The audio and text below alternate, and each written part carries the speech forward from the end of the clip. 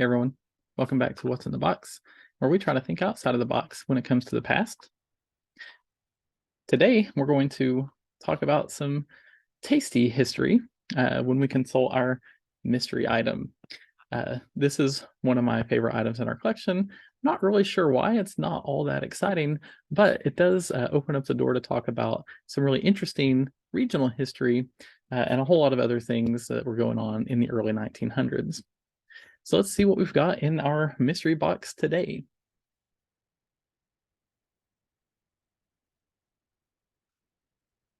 A big rusted tin.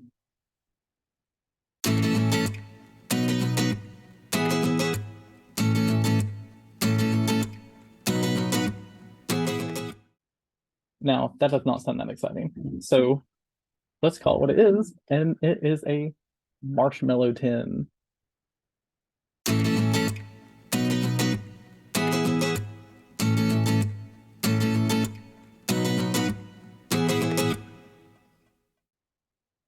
All right, so we have a marshmallow tin. It is made out of metal. It is rusted. It is listed in our database as being in fair condition, which, given its age, is pretty fair assessment. There are remnants of a label on both sides. This side here, you can see some of the lettering and some of the label design. You can see it a little bit better on this side as well. So there are key words that you can still make out, including marshmallows, red seal, Knoxville, Tennessee, and partial words including Steer Company.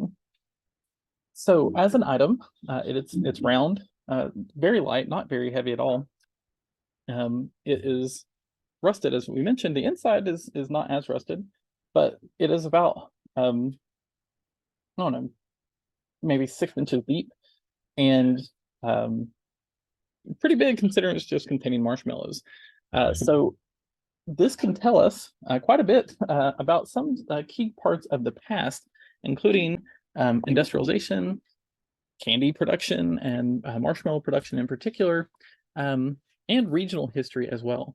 So if you want to talk about this item with history research in mind, again, as a historian, you start with the clues that you have. So if you get this item and you don't know anything about marshmallows or marshmallow production, you can use the starting phrases here, right? Use Red Seal, which seems to be a candy brand name. You also have Knoxville, Tennessee.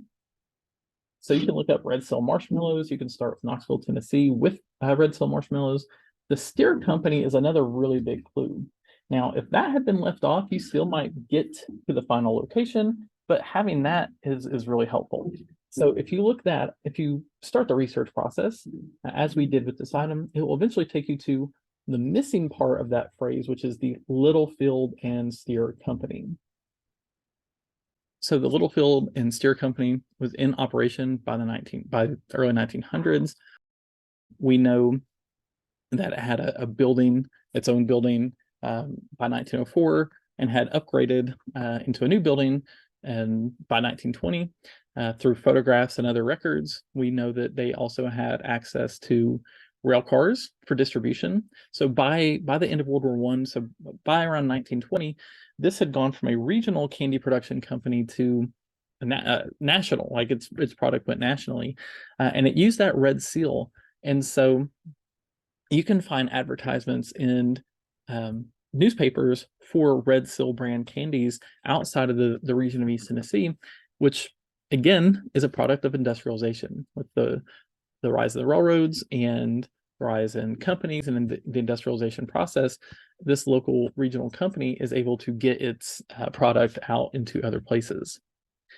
By the late 1800s, versions of marshmallows began cropping up in popularity in Europe, and especially in places like France, where production had made it more efficient.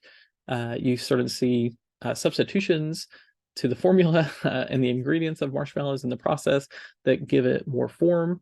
That ties in with industrialization. So once that process takes off, it's easier to produce it in large quantities and then ship it into other places, including the United States. And so by the early 1900s, when Littlefield and Steer were in operation, they're not only selling candies and other things, they start selling marshmallows under the Red Seal brand. And they're likely using that new industrialized process to produce their goods and ship them out, making it a very popular brand, not just here in East Tennessee, but in other places as well. So again, you can use this item, this artifact, and use it as a jumping off point to talk about industrialization. You can talk about immigration with people coming into different regions from other places, such was the case with Knoxville in the late 1800s, early 1900s. You can also use it to talk about candy. And who doesn't love to talk about candy? And as always, if you're looking for pieces of relatability, which can be hard to do when you're thinking about the past, again, imagine people's eating treats and candies and things like that and enjoying those things the way that we do today. Now, unfortunately, the Littlefield and Steer Company are no longer with us, but through research and other things, we can find out a little bit more about them. Now, as a historian, it is important to point out so much stuff has been lost over time. And so if we're lucky, we can get items and records and things. In our case, this tin was donated to us, and it fits in with our collection because it's regional history and it ties into food services and other things that we have already in our collection. And so if we're lucky, you can get that, right? And so there are some remnants of Red Seal, marshmallows, production, Knoxville, Tennessee in this area. And if you're really, really lucky, you'll get all that information as much as possible in your items or artifacts or documents or letters or anything like that.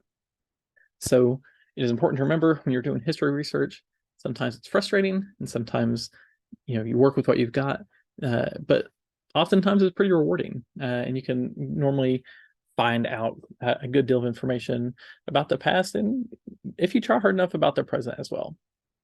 So thank you for joining us again for What's in the Box, where we continue to think outside of the box when it comes to the past.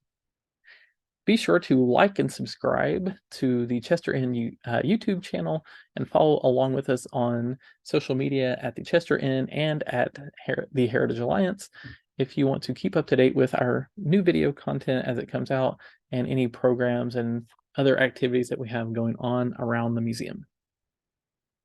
Thanks.